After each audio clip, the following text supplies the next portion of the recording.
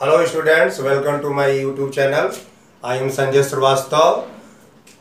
मैंने पिछले वीडियो में ये बताया था कि जो है क्वाड्रेटिक इक्वेशन क्या होता है, कैसे पहचानते हैं और रूट्स कैसे एग्जिस्ट होता है, और क्वाड्रेटिक फार्मूला मैंने बताया था, और फैक्टराइजेशन मेथड, कंप्लीटिंग स्क्वायर, ये सब मैंने पिछले वीडियो में बताया था।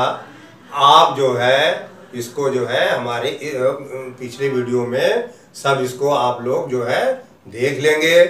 अब इसके बाद जो है मैं अब जो क्वाड्रेटिक फार्मूले से कैसे ये स्टेटमेंट वाला क्वेश्चन कैसे सॉल्व होता है मैं इस वीडियो में जो है बताऊंगा, और उसके बाद इसी वीडियो में मैं नेचर ऑफ रूट्स क्या होता है ये मैं बताऊंगा, और उससे रिलेटेड मैं क्वेश्चन जो है सॉल्व करूंगा।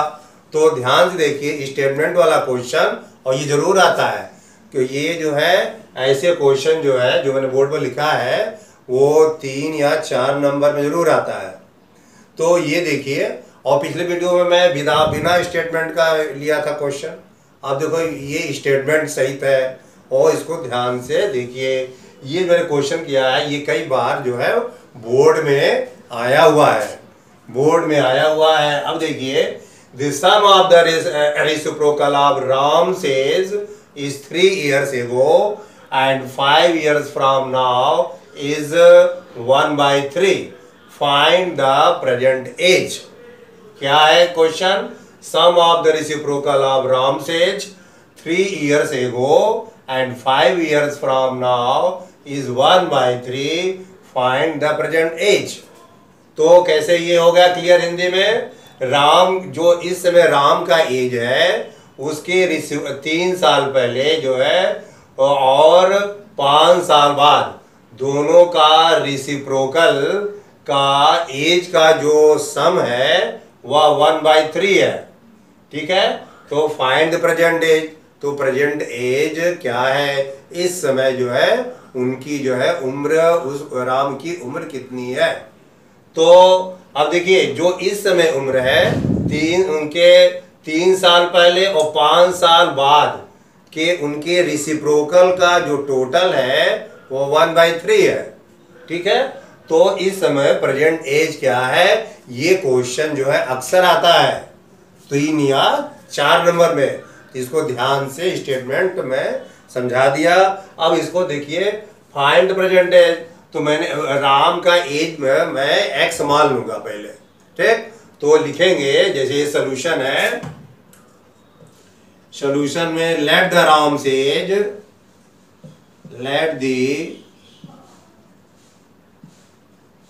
Ram's present age, present age equal to x years,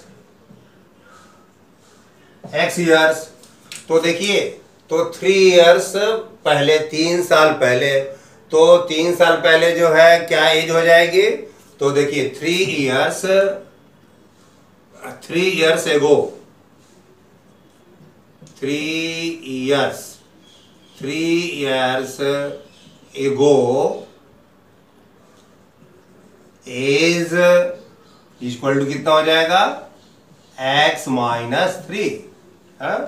3 साल पहले जो एज जो है x माइनस 3 होगा। एगो मतलब पहले तो -3 कर देंगे। अब उसके बाद जो है 5 साल बाद, देखिए 5 years फ्रॉम नाउ मतलब 5 साल बाद। ठीक है, तो फ्रॉम नाउ बोले या ये हेंस बोले मतलब जो है वो बाद में होता है। तो 5 साल बाद इसको हम ऐड कर देंगे x में, तो 5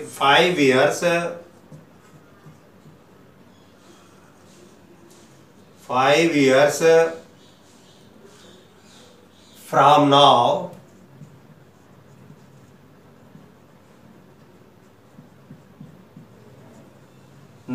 एज इक्वल टू, कॉमा कर देंगे यहां पर, age equal to x plus 5। ये देखिए 5 साल बाद, 5 years फ्रॉम नाउ आज से 5 साल बाद। कभी कभी क्वेश्चन में हेंस दिया रहता है, उसका मतलब भी प्लस ही हुआ।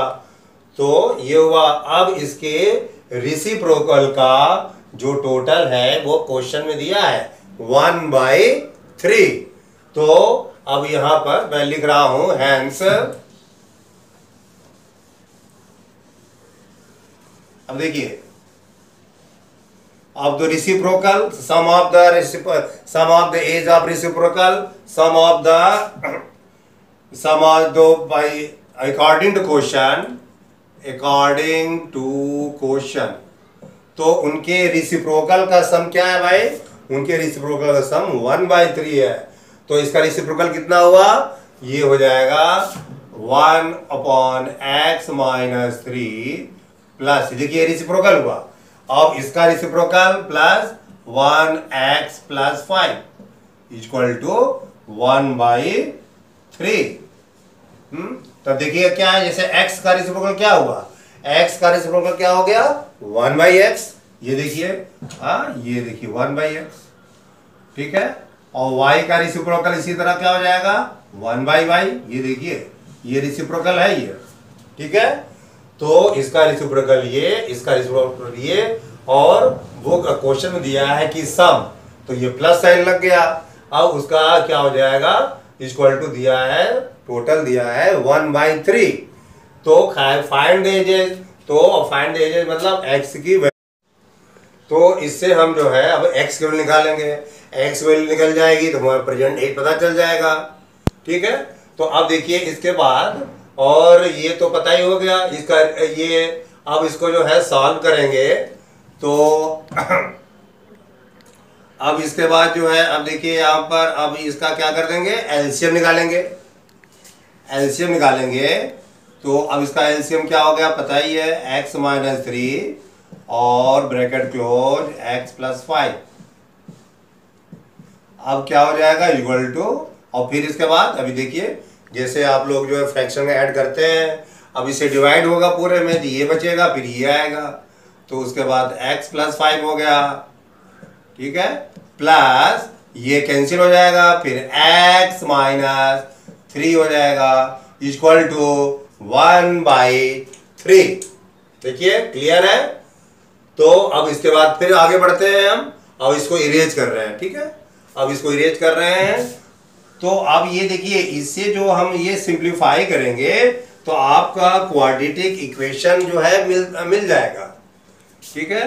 तो अब देखिए इसको हम ऐड करते तो 2x + 2 हो जाएगा ऊपर वाला ऐड करने पर, और नीचे वाला जब आप मल्टीप्लाई कीजिएगा तो आप जब मल्टीप्लाई कीजिएगा पर ये आएगा x² + 2x - 15 आएगा, और इक्वल टू 1/3। अब उसके बाद क्रॉस मल्टीप्लिकेशन करते हैं, इस वाले का इसमें और इस वाले का इसमें करेंगे, ठीक है। अब इसमें करेंगे 1 से, तो वही हो जाएगा x² + 2x - 15 equal to 6x + 6, ठीक, ओके। अब उसके बाद हो जाएगा x² - 4x - 21 इक्वल टू 0। ये देखिए, ये सिंप्लीफाई करने से आया। अब आप जो है इसको जो है फैक्टराइजेशन मेथड से या कंप्लीटिंग स्क्वायर से ये क्वाड्रेटिक फार्मूला अप्लाई भी करके कर सकते हैं। लेकिन थोड़ा हम यह क्वाड्रेटिक फार्मूला ही बताएंगे ताकि ज़्यादा प्रैक्टिस हो जाए आप लोगों का। तो अब देखिए क्वाड्रेटिक फार्मूले से कैसे इसको हम सॉल्व करेंगे। तो पहले तो ये देखिए क्वाड्रेटिक फार्मूले से क्या पता चलेगा, रूट एग्जिस्ट कर रहा है कि नहीं, यानी कि हम डिस्क्रिमिनेंट निकालेंगे इसका। तो डिस्क्रिमिनेंट निकालेंगे तो अब देखिए ये ऐसे हो जाएगा। तो डिस्क्रिमिनेंट जो है इसका हम निकालने जा रहे हैं। तो अब डी, क्योंकि और क्वाड्रेटिक फार्मूले में डी की जरूरत भी पड़ेगी, हाँ पिछले वीडियो में बताया था डी की जरूरत पड़ेगी। तो अब डी निकालेंगे। तो पहले यहाँ पर क्या है, यहाँ पर सॉल्व करते समय a कितना है, a देखिए 1 है, b कितना है -4 है, और c कितना है -21 है। अब इसके बाद d कितना हो जाएगा, d का पता ही आपको, b स्क्वायर माइनस 4ac। तो d equal to B square minus 4 का square minus 4 into 1 into C minus 21। अब ये कितना हो जाएगा, देखिए ये 16। अब देखिए यहाँ पर माइनस माइनस प्लस होगा तो ये हो जाएगा आपका 84। ठीक है, तो ये हो गया d इक्वल टू हो जाएगा आपका 100। ठीक, तो डिस्क्रिमिनेंट 100 आया। इसका मतलब क्या है कि ये जो है d की वैल्यू ग्रेटर देन 0 है। इसका मतलब रूट जो है एग्जिस्ट करेगा और ये सॉल्वेबल है ये क्वाड्रेटिक फार्मूले से। तो ये आपका जो है रूट्स एग्जिस्ट। तो इसे क्लियर हो जाता है कि ये एग्जिस्ट हो रहा है कि नहीं। तो रूट जो है एग्जिस्ट हो गया, तो रूट्स एग्जिस्ट करेगा। अब इसके बाद जो है हम रूट्स निकालेंगे, वही फार्मूला अप्लाई करेंगे। तो अब फार्मूला डायरेक्ट लिखेंगे, x इक्वल टू हो जाएगा minus B plus minus root D upon 2a। ठीक है, और d डिस्क्रिमिनेंट है। और इसी के आगे चलते हैं तो माइनस बी, अब देखिए माइनस बी माइनस 4 है, ये 4 हो जाएगा प्लस माइनस ये d वैल्यू कितनी आई है 100 अपॉन 2 इंटू 1। ठीक है, ये देखिए, और आप सिंप्लीफाई करेंगे तो 100 का हम स्क्वायर रूट निकाल देंगे। तो आप लोगों को पता ही है 100 स्क्वायर रूट 10 होता है। तो ये हो जाएगा 4 प्लस माइनस 10, तो ये हो जाएगा अपॉन 2। तो एक बार पॉजिटिव लेंगे, एक बार नेगेटिव लेंगे। और ये ध्यान दीजिए, अगर x की वैल्यू जो है नेगेटिव आती है तो उसको हम निगलेक्ट कर देंगे, क्योंकि a जो है कभी माइनस में नहीं होता। x क्या है, मैंने एज माना है, और पॉजिटिव आती है तो ठीक है। तो अब देखिए, एक बार पॉजिटिव वैल्यू लेंगे और एक बार नेगेटिव वैल्यू लेंगे। अब यहाँ पर हम सॉल्व कर दे रहे हैं यहाँ पर। अब देखिए, अब साइड में वो करेंगे। अब देखिए x इक्वल टू हो जाएगा, पहले पॉजिटिव ले लेंगे 4 प्लस 10 अपॉन 2 कामा 4 माइनस 10 अपॉन 2। तो ये कितना हो जाएगा 14 अपॉन 2, और ये कितना हो जाएगा आपका माइनस 6 अपॉन 2। तो ये हो जाएगा 7 हो जाएगा, ये माइनस 3। तो ये जो है ये एक्सेप्ट नहीं किया जाएगा। ठीक है, क्योंकि एज जो है कभी माइनस नहीं होता है। ठीक है, तो उसके बाद जो है यहाँ लिख देंगे, यहाँ पर निगलेक्ट किया गया।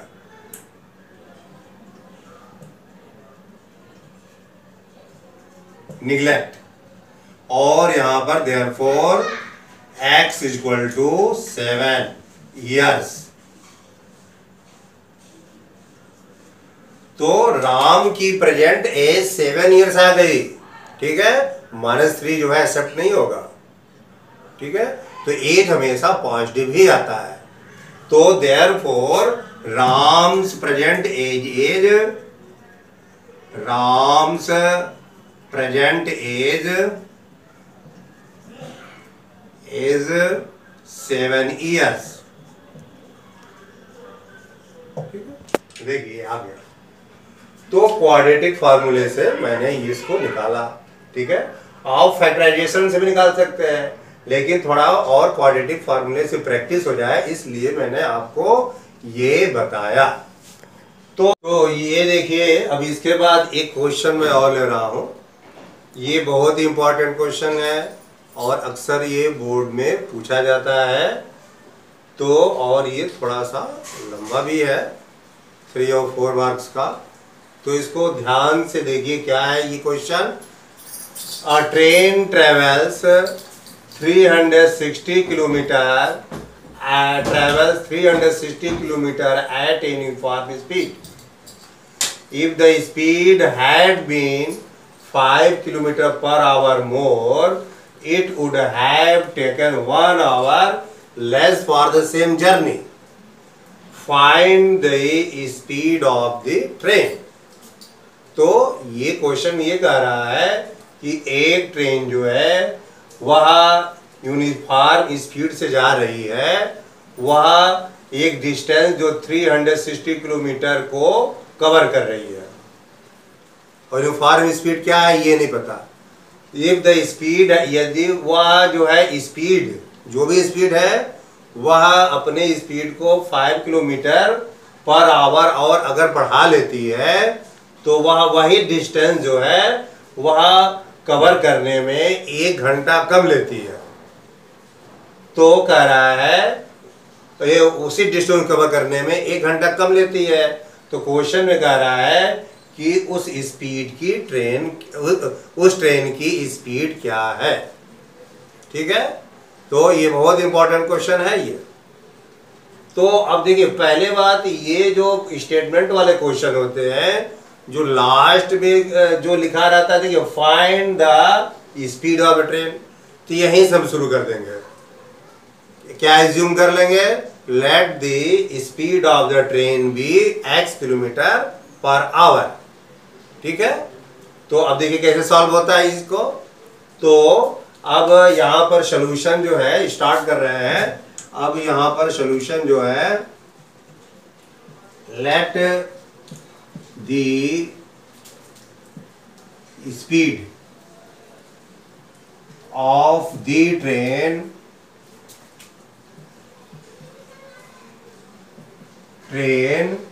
Equal to x kilometre per hour. ये देखिए एज्यूम कर लिया मैंने। ठीक है, तो 360 किलोमीटर जानने में कितना समय लगेगा, फार्मूले से यूज कर लेंगे। Time equal to distance upon speed से आ जाएगा। तो अब क्या करेंगे, time taken to cover the 360 kilometre. ठीक है, time taken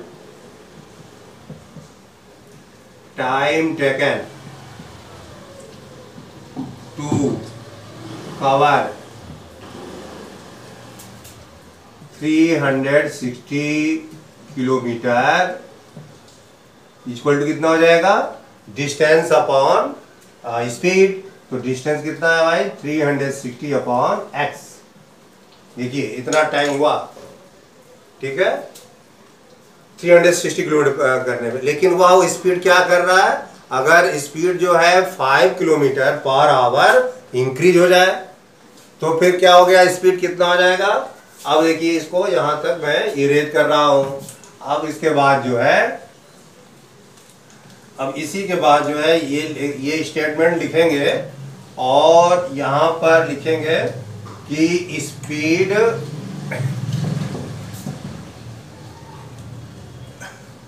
new speed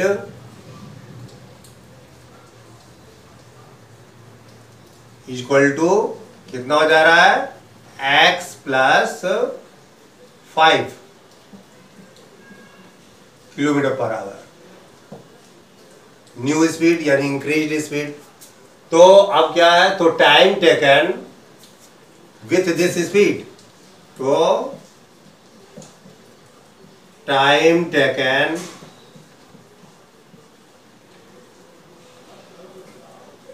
kilometre per hour, time taken two with speed,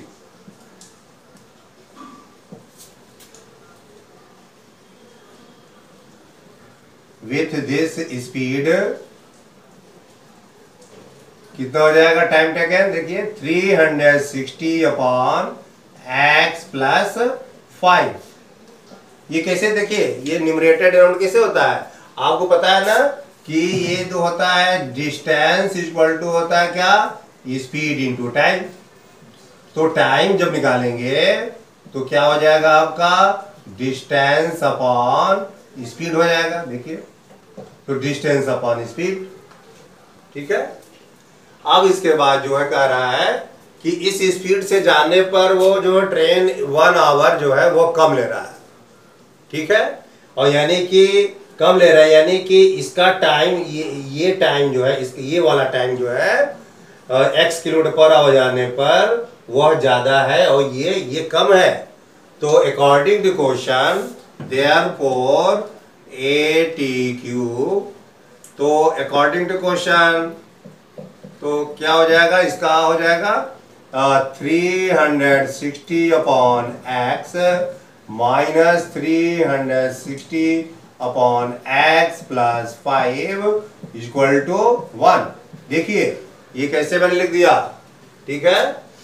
ये वाला जो है टाइम जो है ज्यादा है और इसके द्वारा टाइम जो है कम है, क्योंकि ये देखिए स्पीड बढ़ गया तो टाइम जो है कम हो जाएगा। इसलिए बड़े वाले में से छोटे वाले को मैंने माइनस कर दिया है।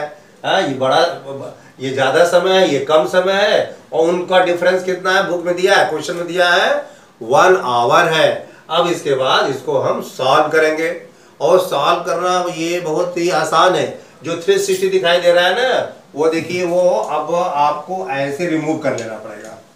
अब ये इसका जो है, अब 360 कॉमन ले लीजिए यहाँ से। 360 जब कॉमन ले लेंगे तो 1 upon x minus 1 upon x plus 5, ठीक है, इक्वल टू 1 हो जाएगा।